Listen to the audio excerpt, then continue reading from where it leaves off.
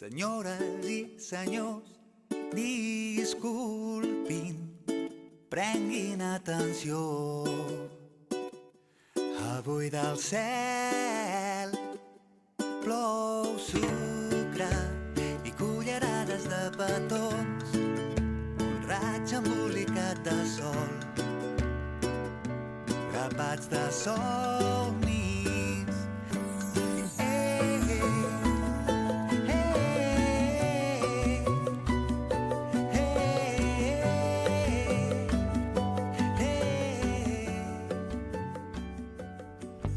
Say you don't like it, but girl, I know you're alive. 'Cause when we kissed on fire. Avui ens acompanya a Salmaldon Televisió l'actor Màrius Hernández, que ha estudiat a l'Institut del Teatre i que també ha protagonitzat les principals sèries de televisió de casa nostra. Sí, senyors, vostès que estan mirant, ell és el Pitu de la Riera, però també és l'actor Màrius Hernández. Aquí és un goig saludar avui aquí a Salmaldon. Benvingut, Màrius. Gràcies. Com estàs? Molt bé, i tu? Molt bé, encantada de que estiguis avui aquí, de compartir, de saber més d'una persona com tu que com a actor has trepitjat les principals sèries de casa nostra. Estem parlant que has estat a Vent del Pla, has estat a la Riera, vas estar a Nissaga de Poder. Sí, bé, però tant el Vent del Pla o Nissaga de Poder, inclús Secrets de Família I el Cor de la Ciutat, també. i fins i tot l'Estació d'Enllaç. Imagina't. Sí. Doncs eren potser personatges més episòdics o més de... Però hi va ser. Sí, hi vaig ser-hi. I en canvi hi ha el Cor de la Ciutat i la Riera he tingut un personatge fix que et dona més coneixement i a nivell popular i a nivell d'actor pots desenvolupar més tranquil·lament, no? I per la teva trajectòria professional, pel teu currículum, haver estat en totes aquestes sèries, què suposa? Doncs el fet de poder treballar amb un mitjà que és la televisió, i llavors aprendre d'aquest mitjà i també aprendre coses tu mateix com a actor, no? Parlem ara de la sèrie La Riera, la darrera sèrie on t'han vist i que fa pocs dies, en capítols anteriors, et vas acomiadar. Explica'm, com et va arribar aquest paper? Doncs em va arribar just, jo repeteixo, havia estat al Cor de la Ciutat, llavors ja havia conegut la gent, l'Esteve Rovira i tal, i un dia em truca el Pep Armengol, que és el director de càsting, i em pregunta, això era el juliol del 2009, i em pregunta, què fas a l'octubre? I vaig dir... T'estava esperant, no? Sí, i en plan, li anava a fer una broma, Amb els directors de càsting no pots fer... No es pot. Són durs a l'hora de fer càstings, el Pep Armengol i l'Esteve Rovira junts? No, el Pep Armengol és un encant. Però jo no vaig fer càsting per la Riera, com que ja em coneixien com a actor... Clar, venies del Cor de la Ciutat, que també la direcció també era de l'Esteve Rovira. De l'Esteve, i el càsting també era del Pep Armengol, vull dir, ja em coneixien com a actor. I anava a fer la broma, no ho sé, haig de mirar l'agenda. Però no ho vaig fer, per sort. I em van oferir això, el Pitu, el cuiner aquest, i em van explicar una mica per telèfon com era. Per telèfon, o sigui, una reunió... I llavors em van dir, et reuniràs un dia amb l'Esteve Rovira que t'explicarà bé el personatge. I això em trucaven principis de juliol, finals de juny, principis de juliol, i al setembre em trobava amb l'Esteve i m'explicava bé el projecte i m'explicava bé el desenvolupament del personatge, com seria, quin perfil tindria. Què et va explicar? Perquè per situar els nostres espectadors, el Pitu és un cuiner que estava dintre de la sèrie La Riera, que hi havia un restaurant que es deia Can Riera, i com era el personatge? Llavors, aviam, el que t'ofereixen al principi, el que t'expliquen del personatge al principi, comença et diuen coses però que curiosament tenen vida pròpia, és a dir, els guionistes també van modulant el personatge i et trobes coses que potser ells en un principi tenien una idea i de cop i volta es transforma pel que sigui, per l'energia de l'actor, pel que sigui. I era molt graciós perquè a mi em van vendre que el Pitu era tremendament reivindicatiu, que era sindicalista, que provocaria, que sempre defensaria els companys, etc. Clar, al principi de la sèrie van entrant tots els personatges i es van plantejant les diferents trames.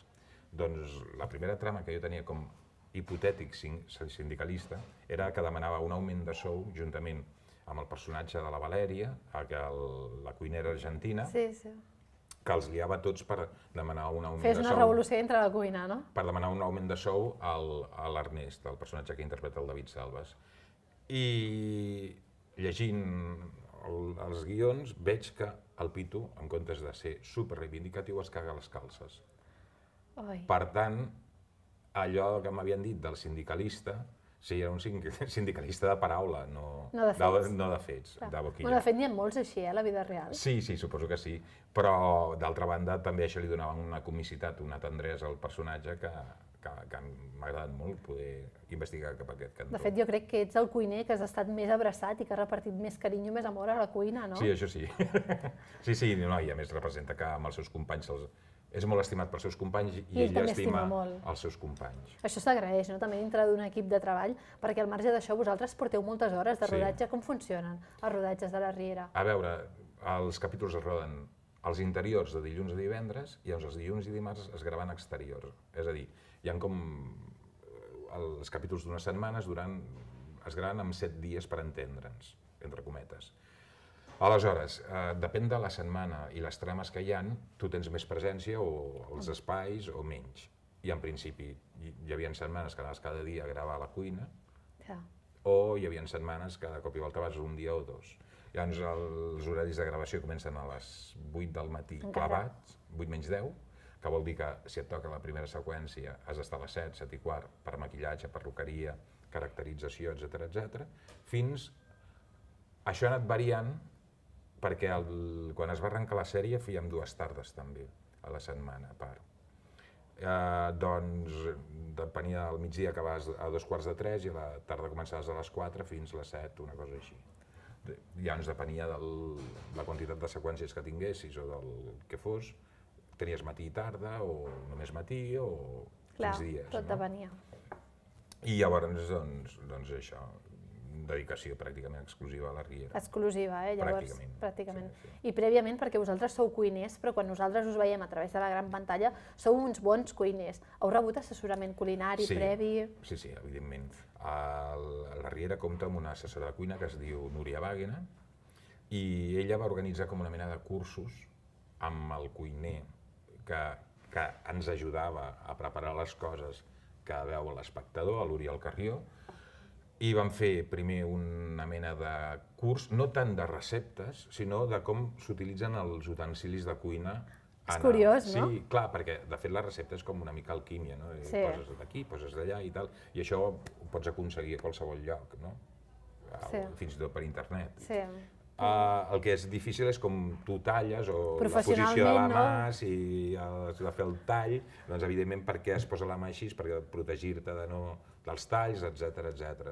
O per què servien determinats utensilis de la cuina. I a partir d'aquí, els diferents personatges o els diferents actors que feien de cuiners ens enviaven a diferents restaurants a veure com era una mise en place o a veure com la cosa funcionava. Que curiós, no? Durant un servei, no? Sí, un treball previ per després poder desenvolupar. Clar, per nosaltres podem entendre també d'una manera clara com una cosa funciona, no? És a dir, si ara, per exemple, estem aquí en el restaurant, de moment no hi ha comensals, però sentim la cuina treballar, sentim com estan tallant, com estan preparant. Ara és el moment de la mise en place. En el moment que entrin els clients, el ritme de la cuina variarà i serà una bogeria, que una mica és el que s'ha intentat transmetre en molts dels episodis de la Riera. I al marge d'això entenc ara que com a actor, quan vas a un restaurant com a persona, hi veus moltes més coses que potser abans se t'escapaven. Evidentment, he après un món de cuina, però... I també un respecte molt gran cap als professionals de la restauració. En el sentit que considero que han de ser apassionats realment o s'han d'estimar molt la feina perquè és una feina dura i esclava. En el sentit esclava, sobretot per la gent que igual no ens hi voldríem dedicar. I pels horaris, potser també, no? Pels horaris, sobretot. Perquè passen més hores a les cuines que no de vida personal. I això és una cosa que ens han remarcat.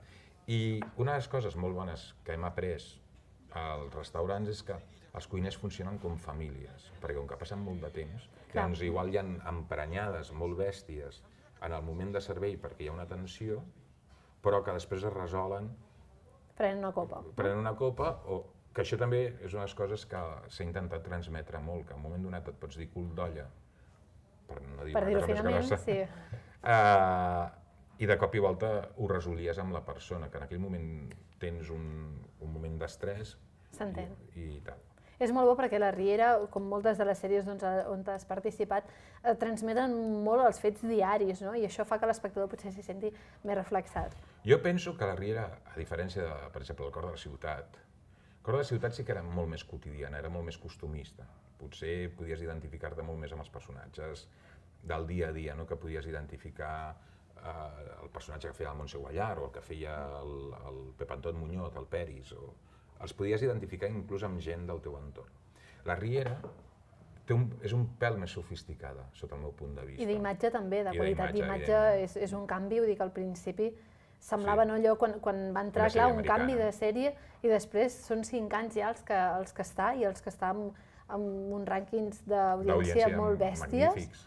I jo et vull preguntar, abans deies que tu no havies fet cap càsting per entrar a la Riera, però tu quan t'ofereixen un paper, com a actor, ets aquells que te'l mires i valores si realment val la pena o no fer-lo? Aviam, la nostra feina és molt puta. Llavors, hi ha èpoques... Em perdó l'expressió, Sí. Llavors, hi ha èpoques que escollir no pots. És a dir, perquè et cau aquella feina i llavors la fas perquè necessites pagar el lloguer, necessites comprar-te roba... Perquè ets una persona i tens vida darrere, clar. Jo, francament, he pogut escollir molt poc, en el sentit que he escollit quan m'han vingut 3 projectes de cop, o 2 o 3... S'entén. I que llavors sí que has d'escollir, has de decidir un o l'altre. Ara, també puc dir que he tingut molta sort en el sentit que, malgrat no poder escollir en moltes ocasions, m'han tocat coses que m'ha agradat molt fer-les. És a dir, he sigut molt afortunat. De totes les coses que he fet, no crec que me'n penedeixi de grans coses. Potser d'un o 2 espectacles en el sentit que no guardo tan bon record, doncs igual per altres circumstàncies. Però amb una trajectòria tan dilatada com la teva, perquè portes molts anys i has fet molta cosa, és normal que hi hagi alguna cosa que diguis, però el bo és que sigui molt minoritari, no? Sí, és una minoria respecte al... O sigui, sembla mentida que dintre de no poder escollir moltíssim, no hi ha res que diguis, no. No, això no. Això no. T'han vist, dèiem, a la Riera i també al Cor de la Ciutat. En 2 llocs hi havia de director l'Esteve Rovira. Què tal l'Esteve Rovira com a director? Genial. Què has de dir? Aviam, no. La primera cosa que haig de dir és que l'Esteve, a part de gran professional, és una magnífica persona. És una gran persona. Llavors, per mi, una de les coses, més enllà de la capacitat artística o no que tingui, hi ha una cosa que a mi em roba el cor, que el que provoca és que hi hagi un ambient de treball molt positiu. Però no només entre els actors, entre tot l'equip que hi ha davant de les càmeres i darrere les càmeres. Perquè entenc que treballant des del bon rotllo, el producte sempre serà positiu de cara a l'espectador. És a dir, i això té tota la raó del món, en el sentit que tu fas una obra de teatre, o fas una sèrie, o fas una pel·lícula. Què passa? Que tu t'has de divertir perquè l'espectador es diverteixi. Clar. Aleshores, en una sèrie de televisió treballa moltíssima gent, molta gent. I molta gent que no es veu. Exacte. Llavors, si hi ha qualsevol mal rotllo, pot traspassar... Indirectament, clar, arriba. I és les persones que he vist tallar els mal rotllos d'arrel i evitar conflictes. Per tant, treballar en aquestes condicions és un luxe, perquè llavors vas a treballar molt còmode i molt bé. Després, evidentment, que... Té moments com tothom, evidentment, i és el director, no? Sí, però si t'ha de renyar, entre cometes, o t'ha de comentar, parla amb tu, no et renya. Això s'agraeix. També cal dir que, per exemple, amb mi, personalment, no hem tingut mai... Ens hem entès prou bé com perquè... O ha semblat que allò que jo li proposava li anava bé pel personatge i per la sèrie, i per tant tampoc hem tingut... De fet, suposo que per això també et va cridar d'una sèrie cap a l'altra, no? Perquè quan algú funciona, per què canviar-lo? Sí, no, i també la sort que tenia és que, veus, són aquelles coses que dic, que soc molt afortunat, el personatge que feia al Cor de la Ciutat era l'antítesis del Pitu. Allà feies de Sòcrates. El Sòcrates, que era un personatge supersèrio, superfred, molt distant, tot el contrari. Per tant, que dius... També te permet jugar, no?, com a actor. Clar, i que dius, ostres, el mateix director no t'encasella, que també hi ha gent que té poca imaginació i et va... Suposo perquè és prou intel·ligent com per veure les qualitats que té tot un actor, no?, el ventall que pot oferir. Jo suposo que sí, també perquè han passat molts actors entre les seves mans. També ell en sap. De totes les sèries on ha treballat, tant com a director o com a director d'una setmana d'episodis o el que sigui. També t'hem vist treballar a la sèrie Yo soy Bea de Telecinco. Sí. Què tal el ritme a les Espanyes? Jo m'ho vaig passar molt bé, jo em vaig divertir molt. És diferent, és diferent. Madrid, aquí a Catalunya som molt organitzats, som molt quadrats, hi ha un timing, es compleix, etc etc. Potser a Madrid hi ha molta més producció audiovisual que a Catalunya, lògicament per una qüestió de números i de gent i de tot plegat, però la cosa que sí que haig de dir, i sempre trencaré una llança per Madrid, és que, primer, pel sol fet de ser actor català, et tracten com si fossis la Barbra Streisand. Això que dius és quasi com per emmarcar-ho, perquè tant de bo que... No. Una de les coses que jo sempre, els cops que he treballat a Madrid, el tracte pel fet de ser actor català, super ben considerat, vull dir... Que bo. I et porten... Estic contenta que diguis això. No, també trenco una llança en el sentit que molts tòpics ens venen per temes polítics i que ni els madrilenys són tan dolents ni els catalans som tan santurrons. Vull dir que parlo a nivell polític. Què passa? Que el tracte amb la gent d'allà... També hi ha molt professional català que està instal·lat a Madrid, també en el mercat audiovisual, per tant... De vegades aquí també ens cal que marxeu fora per després valorar-vos més aquí, Això també s'ha de dir. No, i també hi ha una realitat, que aquí tenim una televisió. Què passa? Que de cop i volta, si tu has treballat en una sèrie durant 4 anys, o quasi 5, que ha sigut aquest cas, què passa? Que jo ara, per treure'm el pito de sobre, aquí a Catalunya, tindràs feina. Em costarà una miqueta, en el sentit, ja no em poden posar immediatament a una altra sèrie. I ara que tornes a parlar del pito, tornarà el pito a la Riera? El tornaran... Canviarà de restaurant de Can Batea i tornarà? No ho sabem. Bueno, això ho deixarem amb l'intriga i així doncs els nostres espectadors també Continueu mirant la sèrie perquè igual alguna sorpresa us trobeu. Home, l'altre dia van dir que podrien fer un dinar o un sopar tots junts i la Mercè va dir podríem cridar el Pitu o truquem-lo. No se sap, no? Això mai se sap. El que sí que se sap és que també vas formar part de la sèrie Vent del Pla i de Nissaga de Poder, on vas fer de metge. El metge que anunciava a l'Eduard que la seva mare li quedaven poques hores de vida. Amb 2 sèries, potser casualitat de la vida, l'actriu femenina protagonista és la Emma Vilarasau. Què suposa per tu treballar amb actors d'aquest nom? Home, doncs és un luxe. El que passa que, curiosament... Potser no us vau trobar al rodatge. No. Clar, perquè en aquest cas, per exemple, a Nissaga vaig fer una intervenció molt curta, que és a un metge. De fet, jo cal dir que al principi de treball al TV3 sempre feia de metge i de doctor muerte, pràcticament, no? Vull dir, a Secrets de Família també feia un metge que se'n moria no sé qui, al capítol 30, vull dir, o un infermer, bé. Però jo crec que aquí al Penedès el paper que vas fer de metge, sobretot, perquè Nissaga estava ambientada aquí, estem parlant de l'any 97, si no em falla la memòria, jo crec que tothom que ara li vingui aquell record de Nissaga, que miri el capítol 411 i veurà el Màrius... Superjovenet. Molt jovenet, molt canviat i direu, és ell, sí, és ell. Sí, és això que té la tele. També que de cop i volta apareixen imatges d'un amb 15 anys menys o 20 anys menys i tal. Per exemple, un fan de la Riera va penjar al YouTube imatges meves de l'estació d'enllaç, que va ser de les primeres coses que hauria fer de tele. Imagina't. I que feia de nano jovenet, que anava a l'estació i li passaven unes coses. Clar, em vaig veure i em vaig espantar. Bueno, no em vaig espantar per dir, hosti... Era jo, no? Era jo. Clar, l'evolució molts cops... I ho tens allà a la memòria i ho tens allà aquí instal·lat, però... Perquè al marge de fer tele també has fet molt de cinema. No, de cinema he fet molts curtmetratges. També sí que havia fet algun telemovie, havia fet alguna cosa de cine de llarg.